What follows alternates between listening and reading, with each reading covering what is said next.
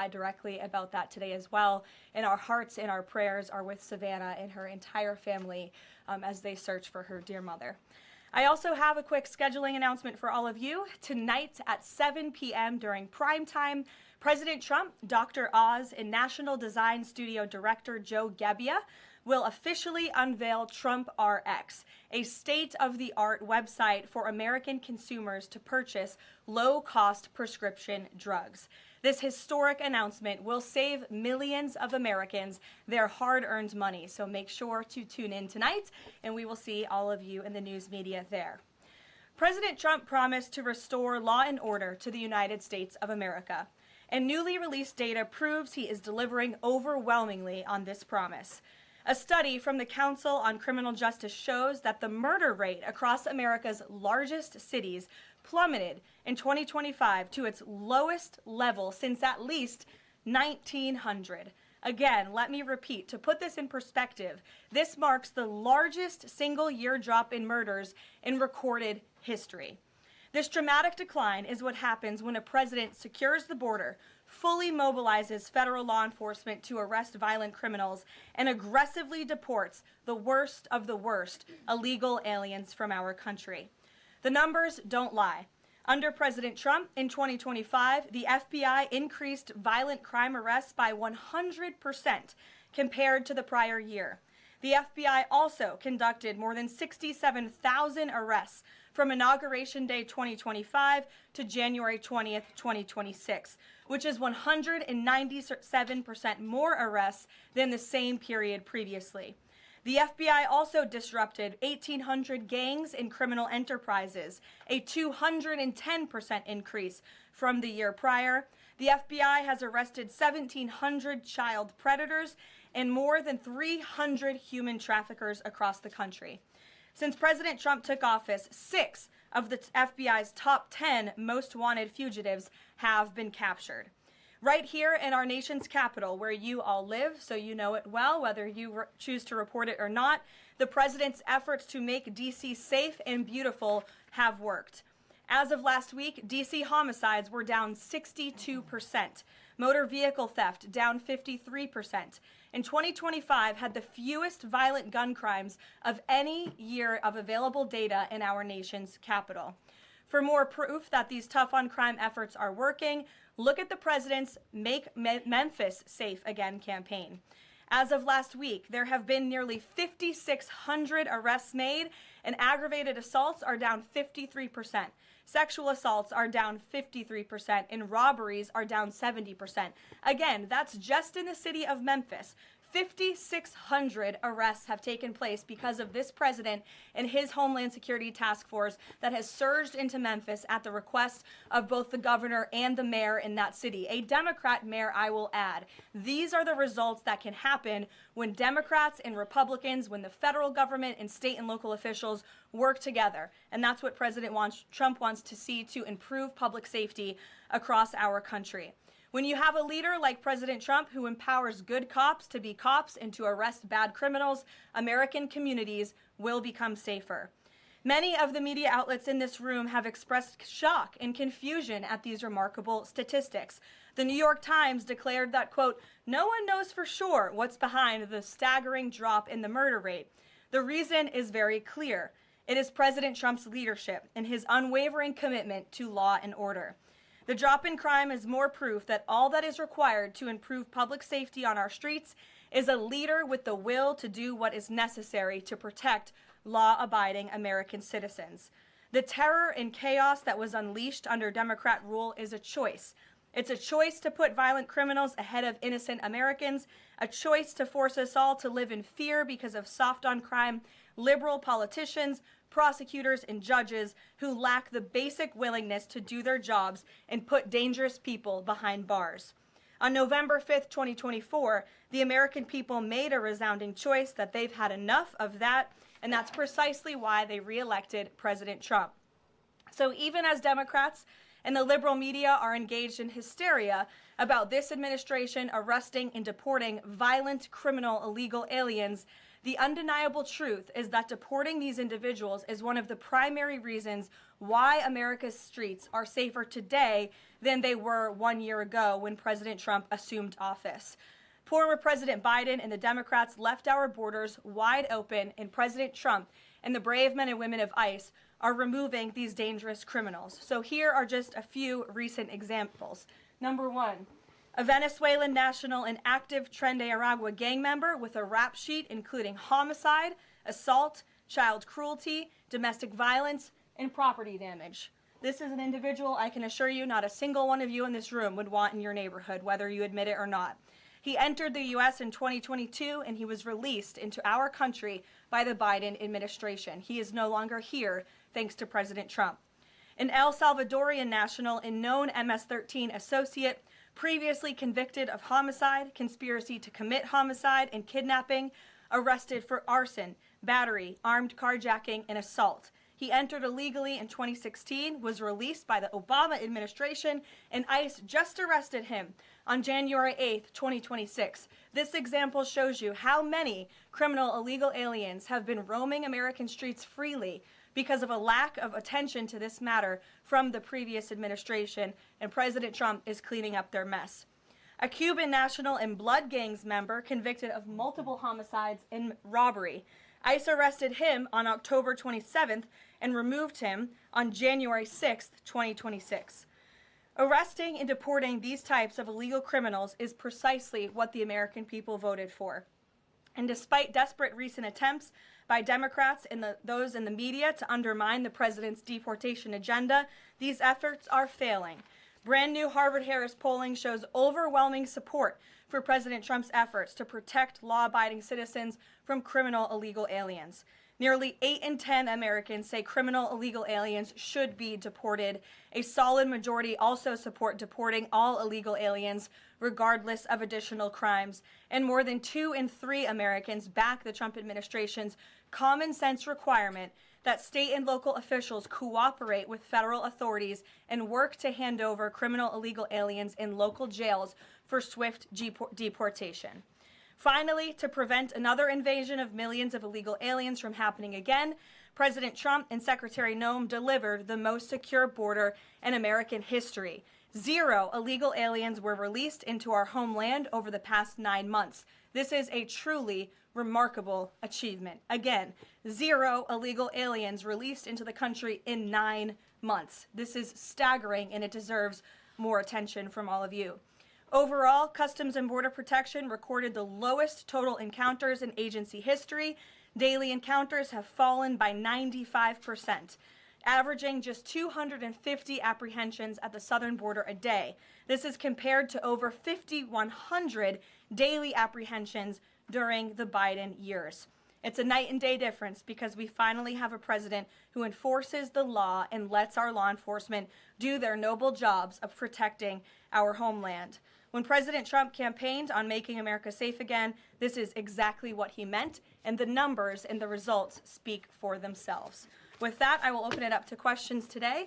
We're going to start with Daniel Baldwin from One America News, who is here religiously covering the White House beat every day. So it's good to see you in a chair instead of standing up today. Daniel, thanks for being here, and why don't you kick us off? Thank you, Karoline. It's an honor and a privilege to represent One America News in the new media seat. First question on that DHS funding bill. Funding runs out in the better part of 8 days or so. Democrats, at least verbally, are very dug in. What does the White House believe their end goal is when it comes to this funding fight, when it comes to immigration policy at large? What is their end goal when they're dug in a position like this at this point in time? Well, the president has 2 end goals. One is to obviously keep the government funded and open, and that includes the Department of Homeland Security, which does not just touch upon ICE and Border Patrol, but also FEMA, the United States Coast Guard, the United States Secret Service. These are brave public servants who work to protect our homeland. The president wants these individuals to get paid. Secondly, when it comes to any discussions about immigration policy, the president is never going to waver in his commitment to allow immigration enforcement efforts in this country and to support ICE and Border Patrol and the deportation of illegal alien criminals. I know Senator Schumer and Leader Jeffries sent over a very long list of demands, some of which the administration is willing to discuss. Others don't seem like they are grounded in any common sense, and they are non-starters for this administration. But we're not going to negotiate policy from the podium. I'm going to allow the president to do that, and any final decisions that are made will be made ultimately by him. But rest assured, he is never going to allow law enforcement in the jobs that they do, the important jobs that they do, to be undermined. And secondly, Karoline, the Department of Homeland Security put out a tweet a better part of an hour ago alleging that an illegal alien was involved in a major car wreck in Indiana, killing 4 people, and they allege that the suspect in question came in under the CBP One app under the Biden administration and received a commercial driver's license from the state of Pennsylvania. What is the White House's reaction to a situation like this? And what is the White House doing to crack down on cases like this where illegal aliens are obtaining commercial driver's licenses? Yes, this is another abhorrent example of the border crisis over the past 4 years, and it again exemplifies why the administration must continue and will always continue to fully back and support ICE and Border Patrol and law enforcement in their removal of illegal alien criminals from our country. For those who don't know, and all of you should report on it, 4 Americans were tragically killed and lost their lives this week yet again from an illegal alien, an individual who was paroled into the country by the Biden administration using the CBP One app, which they created like it was a magic pass for Disneyland. That's not how immigration in this country should work. And this illegal alien from Kyrgyzstan was traveling on an Indiana highway, and he failed to brake for a slowed semi-truck in front of him. He swerved into the lane, and he crashed into a van carrying 15 passengers, and 4 people were killed in that crash. This is another tragedy that could have been prevented if not for the wide open borders from the previous administration. That's why we now have a secure border. That's why this administration will continue to deport illegal aliens from our country. Thank you for being here. Garrett. John, thank you for your comments and your prayers for the Guthrie family. I have 2 questions related to the president's interview with NBC yesterday. Sure. At one point in the interview, the president said that he believes states are accumulating the votes for who wins the election. He says if they, meaning the states, can't do it honestly and can't be done properly and timely, then something else has to happen. What did he mean by that? Is he suggesting that the federal government count votes in elections? What the president is suggesting, and I just spoke to him about this, is that Republicans and Democrats in Congress should pass the Save America Act. This piece of legislation is going to ensure that states are abiding by federal election law by removing non-citizens from their voter rolls. In addition, the Save America Act will require voter ID to vote, and it will require proof of citizenship to register to vote. These are very common sense policies and proposals that 89% of our country agree with. So that's what the president is talking about. Again, I just spoke with him about this, and he's calling on both Republicans and Democrats to send the Save America Act, to pass it into law and to send it to his desk as quickly as possible. To be clear, the SAVE Act doesn't say anything about who counts votes, which has always been a state, a local, a county function. Why does he keep talking about somebody else, presumably the federal government, counting votes? Because the SAVE Act directs states to remove non-citizens from their voter rolls. And we know in states across the country, the president is right to point this out. In states like California or in places like New York City, non-citizens are allowed to vote in state and local elections. And the federal government should absolutely do away with that. I don't think a single person in this room, if you really are being honest with yourselves, should agree that non-citizens should vote in American elections, no matter where that election is up and down the ticket. And so this is a piece of federal legislation that will help states ensure the integrity and the sanctity of their elections, and that's what the president wants. Peter. Thanks, Caroline. President Trump posted about Nancy Guthrie that he is directing all federal law enforcement to be at the family's and local law enforcement's complete disposal immediately. What should we expect to see from the federal government in coming days in the search to find Nancy Guthrie? It's a very good question, Peter, and it's why I was on the phone with the FBI earlier this morning to ask that. And what they told me is that the FBI, again, is at the disposal of the state and local government. Whatever personnel or assets or resources that the state and local authorities and police need will be granted to them at the direction of the president, the FBI director, and the attorney general. A different law enforcement issue. The FBI just found 1,000 samples inside an illegal biolab in Las Vegas. It is linked to a different biolab that was previously raided. There are ties to China. What does the president think the CCP might be up to here? I haven't spoken to him about this specific investigation from the FBI, but I'm happy to, and I'm sure he's very glad that this is something the FBI discovered, and we'll make sure anyone who is involved in illegal activity will be held accountable. And just one more about this weekend. At the Mar-a-Lago Super Bowl party, after the first 2 quarters, Are the TVs going to be on the halftime show with Bad Bunny or the halftime show with Kid Rock? I think the president would much prefer a Kid Rock performance over Bad Bunny. I must say that. Jennifer. On the nuclear arms pact, we saw the president's post on that. Yes. But can you say, is there a temporary agreement with Russia to stand by the terms of the New START treaty while negotiations are happening? Not to my knowledge. Again, to your point, Jennifer, I just do want to reiterate exactly what the president said. He wrote just moments ago, the United States is the most powerful country in the world. I completely rebuilt its military in my first term, including new and many refurbished nuclear weapons. I also added Space Force and now continue to rebuild our military at levels never seen before. We are even adding battleships, which are 100 times more powerful than the ones that roamed the seas during World War II. The Iowa, Missouri, Alabama, and others. I have stopped nuclear wars from breaking out across the world between Pakistan and India, Iran and Israel, and Russia and Ukraine, rather than extend New START, a badly negotiated deal by the United States, which I will add was renegotiated under former President Barack Obama, aside from everything else, is being grossly violated. The president wants to have our nuclear experts work on a new, improved, and modernized treaty that can last long into the future, and that's what the United States will continue to discuss with the Russians. Leader. Thank you, Caroline. Sure.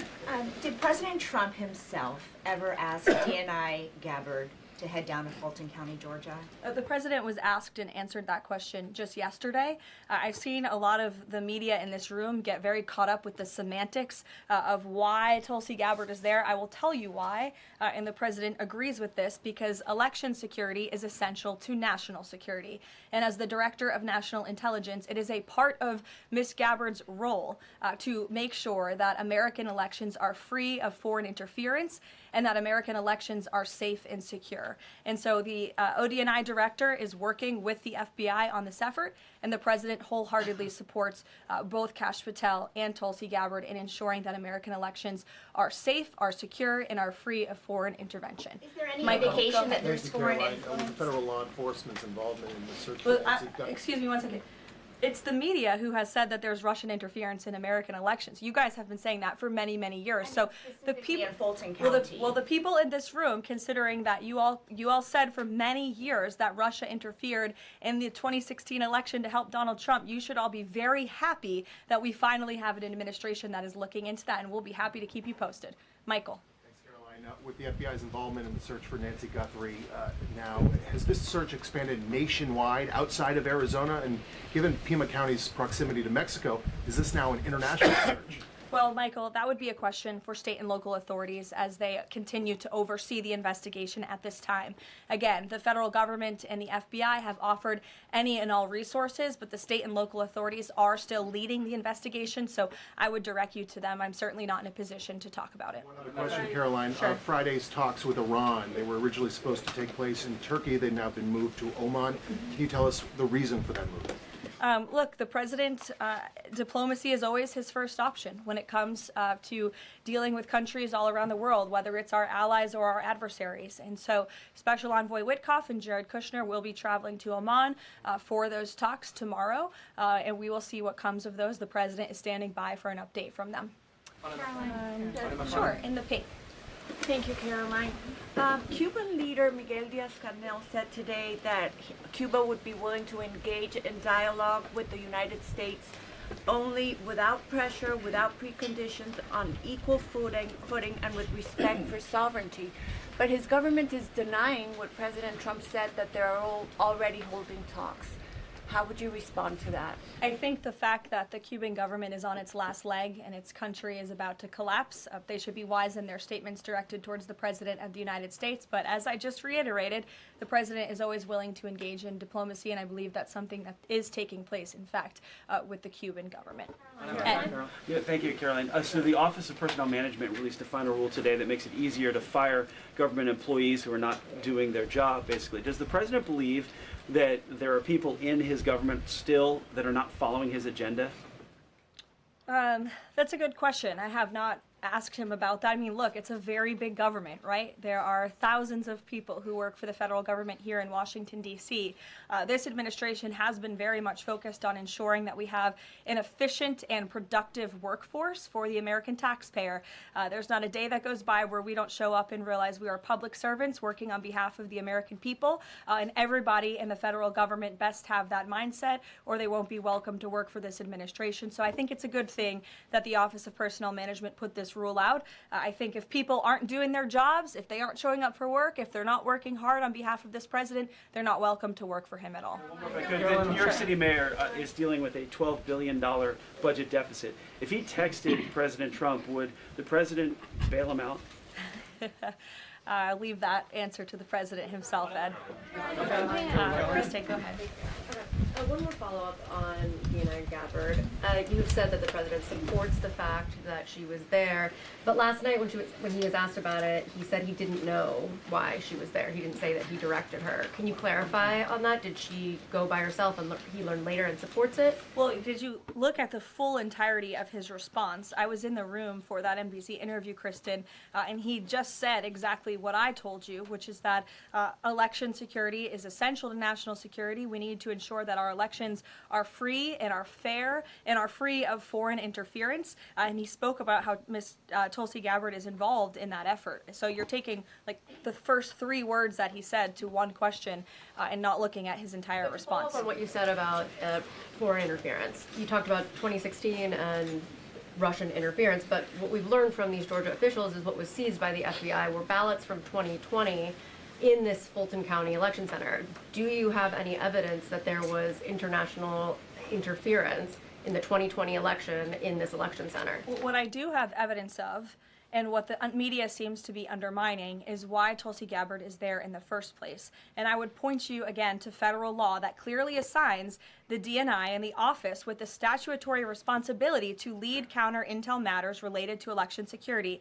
This includes assessing risks to election voting systems, software, voter registration databases, and more, and analyzing foreign interference. And the ODNI is responsible for supporting the White House interagency action to secure our elections through intel analysis and vulnerability assessments. And they should be routinely collaborating with agencies like the DHS, the DOJ, and the FBI. So as for that question, it would be better suited to ask the Director of National Intelligence herself in her office. But what I'm telling you is that it is more than appropriate. In fact, it is Tulsi Gabbard's job to ensure that our elections are safe and secure, and that's exactly what she's been doing on the ground in Georgia. And I don't understand why anyone in this room, considering you're all American citizens, I believe, and like to vote in our nation's elections, should have any problem with that whatsoever. Now, Thank you, Caroline. The president said that the administration should take a softer approach on immigration enforcement. He's also suggested for months that some migrant workers should be spared from these raids based on what they're doing. Is the administration going to continue to conduct large worksite raids as it seeks to target violent criminals? And can you clarify, is the federal government going to continue doing these deportation operations in blue cities where authorities say they don't want them? Well, first, again, to the president's answer yesterday, the full context of his answer was that he'd like to see a softer touch, but we are always going to remain tough. That softer touch the president is referring to is that cooperation that is necessary between state and local authorities and federal government authorities to ensure that we can continue deporting illegal aliens from our communities without tons of agents having to go after one illegal alien. If the states and the local governments just turn over their illegal aliens to ICE at jails, as they should be doing, it requires one agent to deport that one illegal alien who can then go on their way to their home country in a peaceful manner. The escalation that we've seen take place in Minnesota is a direct result of the refusal of state and local officials to cooperate with the federal government and with ICE, which has led to these hostile and dangerous environments. And so we don't want want that. Again, the president wants direct cooperation, and that's what he was referring to. As for worksite raids, I don't broadcast any future action that may or may not happen from the Department of Homeland Security, but again, the president's focus and the administration's focus is on targeting illegal alien criminals, especially those who have committed heinous crimes in our country, as evidenced by the few illegal aliens that I just shared with you here today. Will ICE and Border Patrol avoid going to other blue cities where the local officials are saying, we won't work with you, we don't want you here? Well, first of all, those local officials should be wanting to work with ICE. Why would any official, whether you're a Democrat or a Republican, want murderers and predators in your city? It makes zero sense. It's an untenable position. The only reason Democrats are taking that position now is because their entire party platform is just anti-Trump. It makes no sense for the American people. They should be calling this White House, they should be calling Secretary Noem, they should be calling Tom Homan, and they should be saying, we want to work with you to remove the worst of the worst criminals from our city. Please come here. So yes, ICE is going to continue to do their job in cities and communities across the country, but it certainly makes it much easier when we have that level of cooperation and corroboration at the state and local level. In places like Florida, where there has been the arrest of thousands, tens of thousands of illegal alien criminals.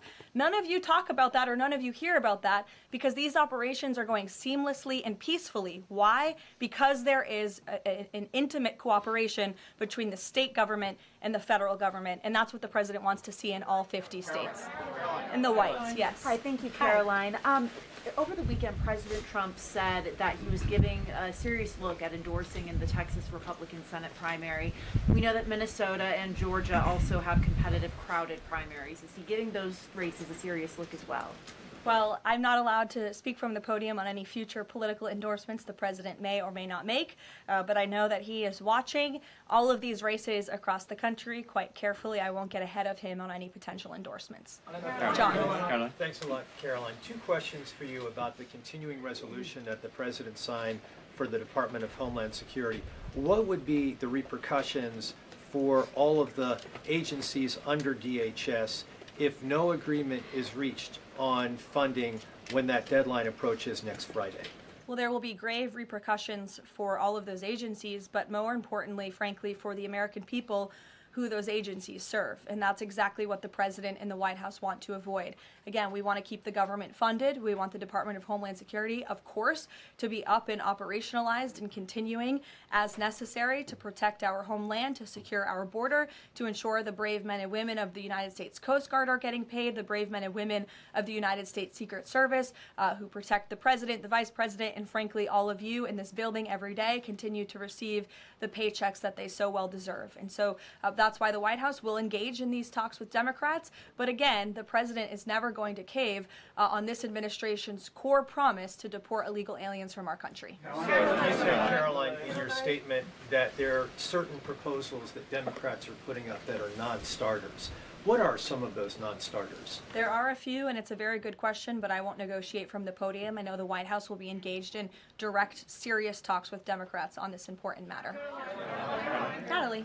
Thank you. In addition to launching Trump RX tonight, Trump has said that he wants to meet with insurance companies to lower healthcare costs. Do you have any update on when those meetings are Yes, he does want to meet with insurance companies. That meeting will take place. I don't have an update on when it will be on the schedule, but the purpose of that meeting will be to continue to negotiate with these companies to ensure that more money is going back to the American consumer. And you're all going to see that on full display tonight at 7 o'clock with the formal launch of Trump RX. I'm telling you, this is going to be a very cool and unique event, so everybody really should tune in. Can you clarify what the president said on the Diego Garcia deal? He said he didn't like it, now again he says he's for it.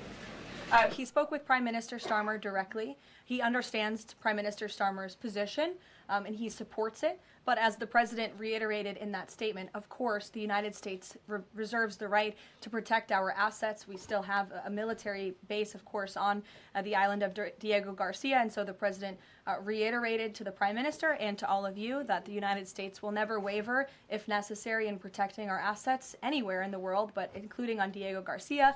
And he supports the Prime Minister's decision. Elizabeth. Just on that one, Caroline, can I ask you... said that he's now seeking... John, I'll go to you after. Thank you. The president said he's now seeking $1 billion from Harvard, considerably more than before. What changed here, and how are negotiations going? Well, look, this has been an ongoing negotiation and, frankly, a frustrating negotiation for the president and the administration because we want a deal. And it's very unfortunate that Harvard has dragged its feet in understanding they need to rectify the wrongs and the illegal behavior that took place on their campus over the course of the past several years under the previous administration. And so the president wants a justified deal to correct for that criminal behavior that took place on their campus. He is now demanding $1 billion from Harvard University, and Secretary McMahon will be continuing to lead this negotiation and these talks. John. Caroline, thank you. You mentioned some polling earlier that was very compelling on deportations. Rasmussen came out with a poll today, said 75% of Republicans want all illegals deported. It seems like the conversation has shifted again to focusing only on deporting illegal aliens who are criminals. Is the president still committed to deportations of the 20 million illegals that came here under Joe Biden, or are you starting to see that back? Yes, and the president has always been committed to that, John. But we must prioritize, and the prioritization is on those tens of thousands of convicted criminals whom we know are still roaming our streets. ICE and Border Patrol and DHS have done a phenomenal job of removing tens of thousands of them. Actually, nearly 1 million people have been deported from our country over the past year, 2 million additional self-deportations, so nearly 3 million people have left the United States. But again, as you pointed out rightfully, Joe Biden and the Democrats allowed approximately 20 million people into our country illegally. So yes, of course, the president is committed to ensuring that America is and always will be a nation of laws. Thank you, Caroline. Steve Bannon recently said, quote, "We're going to have ICE surround the polls come November." Is that something that the president is considering? That's not something I've ever heard the president consider, no. You can guarantee to the American public that ICE will not be around polling locations or voting locations in November? I can't guarantee that an ICE agent won't be around a polling location in November. I mean, that's frankly a very silly hypothetical question. But what I can tell you is I haven't heard the president discuss any formal plans to put ICE outside of polling locations. It's a disingenuous question. Caroline, I had two questions regarding DHS. The first one is, one of the Democrats' main demands for DHS funding was to demask ICE agents. Is this something that the president is even considering? Again, this is one of the specific points in the letter that went out by Senate Majority Leader Schumer and Hakeem Jeffries. I won't negotiate the individual points from the podium, but it is obviously something the White House will be discussing with lawmakers on Capitol Hill in the coming days. Is the administration concerned that the shakeup that we're seeing of DHS activity in Minneapolis could potentially embolden different obstructionist protesters around the country as they now have a playbook on how to get ICE out of their cities?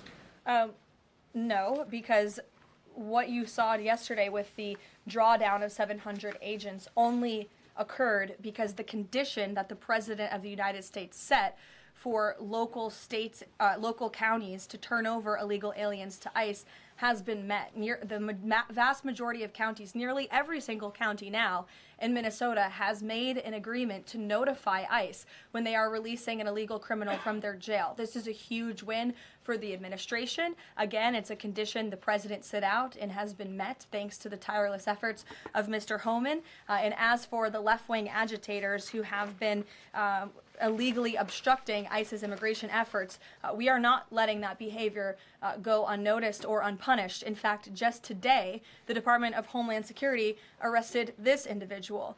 He is a self-proclaimed Antifa member who has been threatening, doxing, harassing ICE.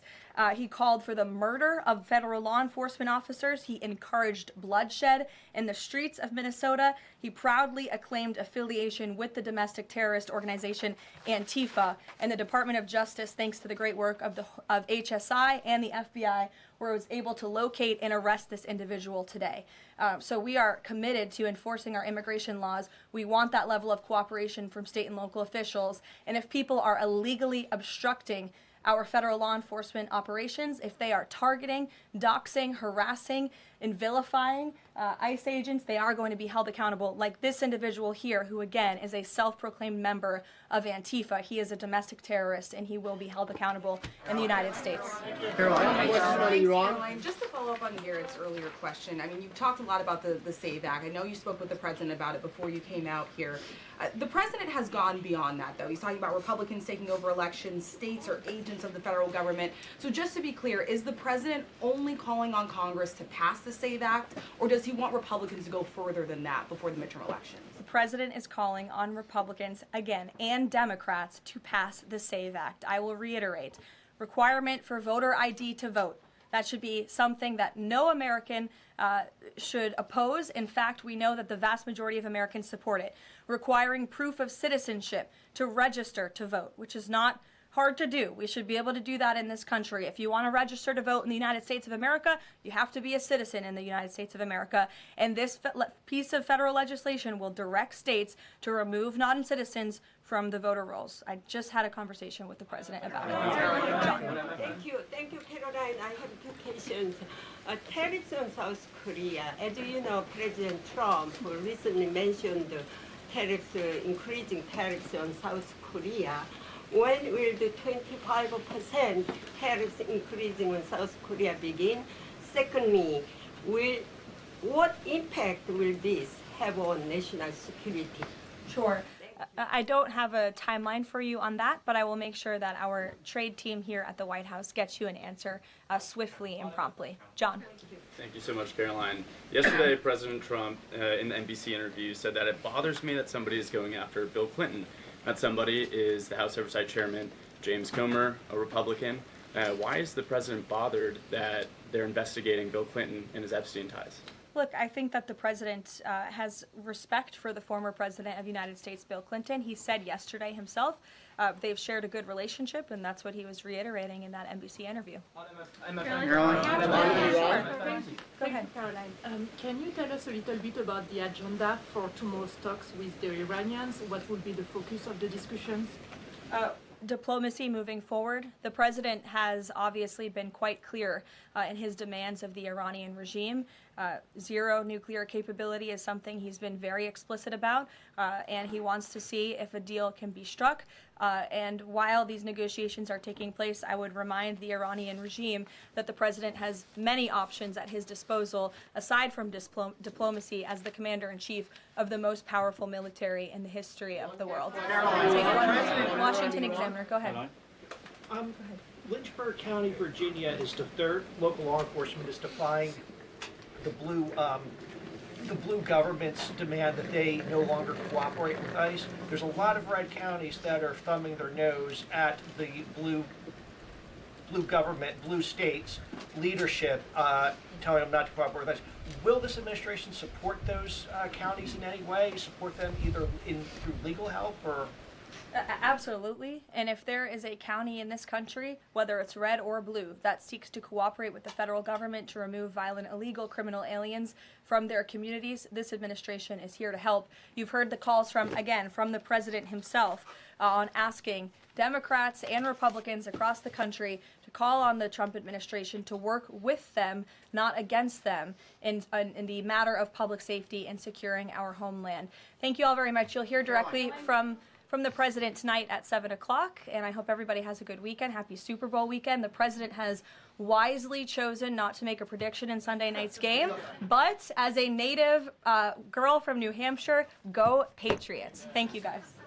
Thank you, Caroline.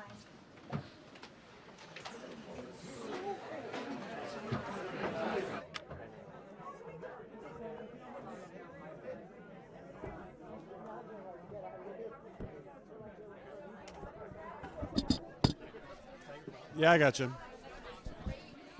Yep.